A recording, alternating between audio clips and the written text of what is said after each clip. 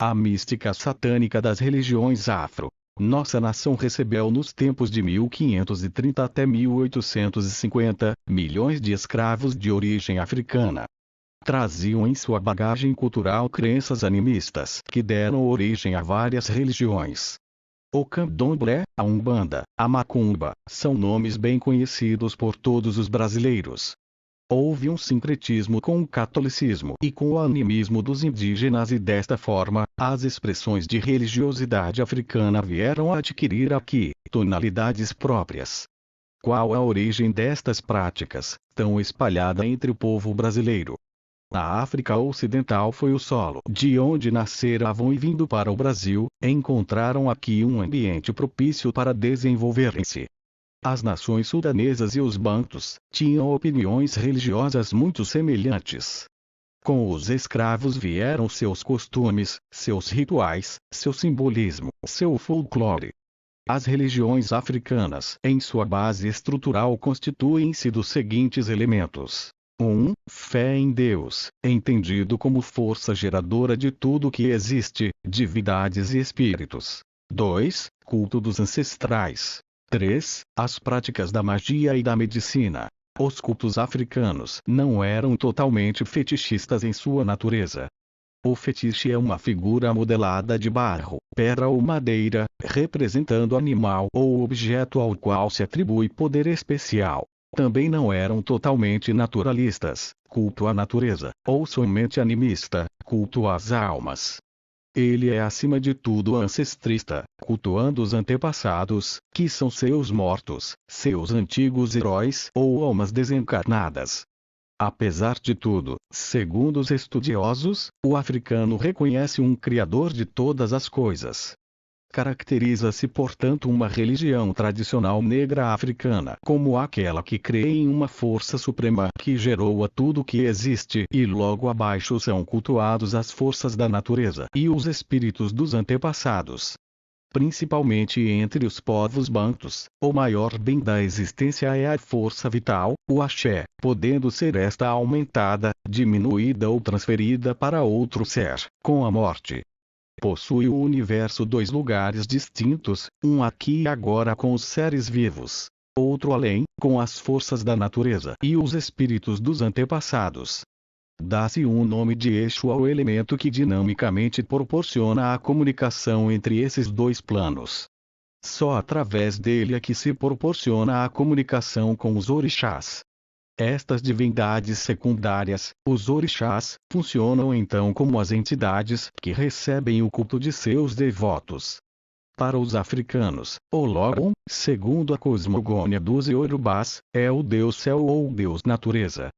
Tentou-se sempre identificar o Lorum com o Deus do cristianismo e aceitar a ideia de que eles estariam familiarizados com o pensamento do Deus único. Porém, a doutrina acerca de um Deus supremo é típica do politeísmo, sempre representando a natureza, o céu, o sol tendo um lugar insignificante nas devoções de seus fiéis. Por estar este Deus inacessível, são assim então os orixás cultuados em seu lugar. Utilizam a magia ou feitiço como um meio para manipular em situações com a ajuda de poder sobrenatural. Além disso, praticam curandeirismo com o auxílio de ervas e rezas mágicas. A adivinhação também é prática largamente difundida.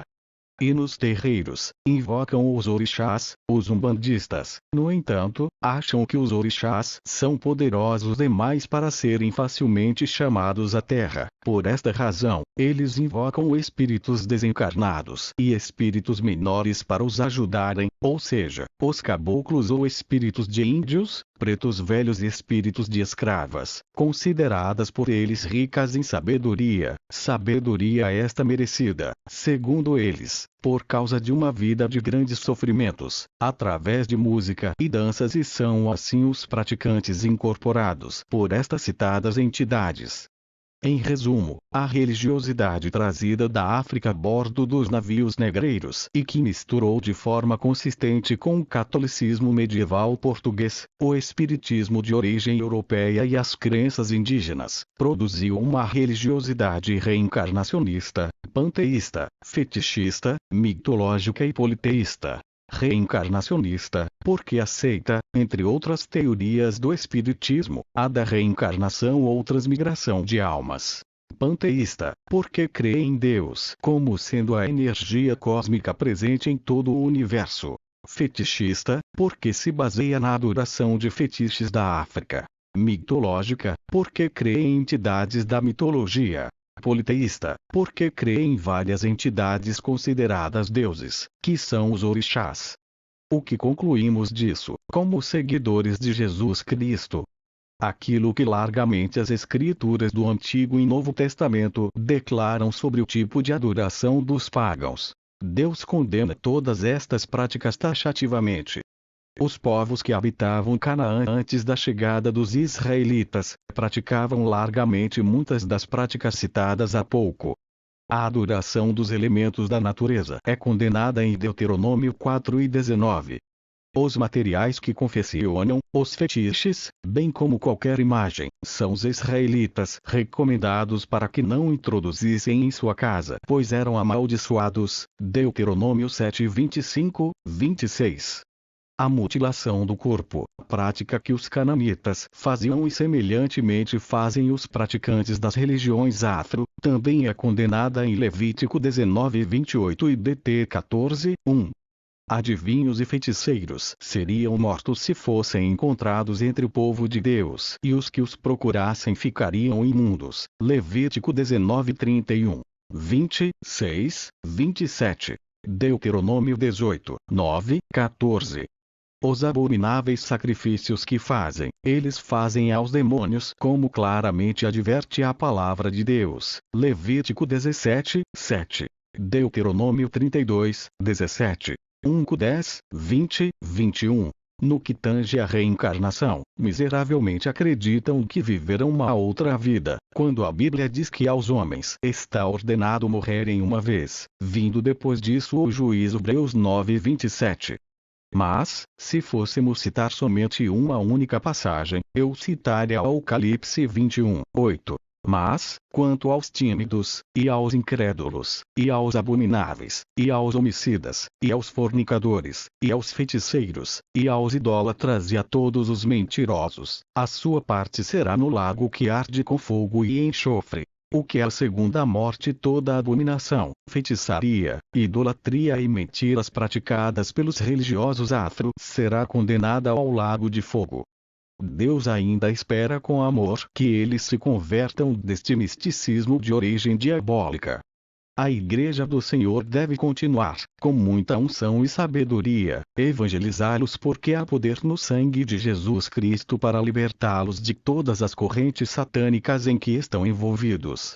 Muitas vezes, quando se fala da valorização da cultura afro, deparamos com aqueles, até mesmo cristãos, a defender o indefensável à luz da Bíblia Sagrada, ou seja, de que nada há de mal nas religiões afro, somente seriam expressões da rica diversidade cultural dos afrodescendentes. O Evangelho de Cristo converte a cultura humana. A mística satânica das religiões afro não pode continuar a atrair e enganar as almas.